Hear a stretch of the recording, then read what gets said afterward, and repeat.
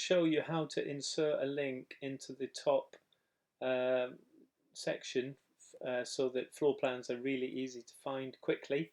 The example I'm going to give here is Anita Kelsall. So this is a recent one. So you go to your drive, you get the floor plan. There we go. And then you just take the top URL, copy that, and you go back to the floor plan, click on her box, then go to insert. You go insert link, and then you paste in the URL and apply, and that's it. That's how simple it is. So, and the fantastic thing about it, like the workshop have said already, that's a huge help for them because they spend a lot of time searching for floor pans in the drive and they can't find them.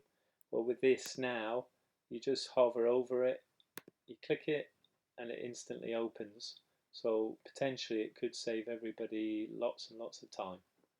So hopefully that helps. Cheers.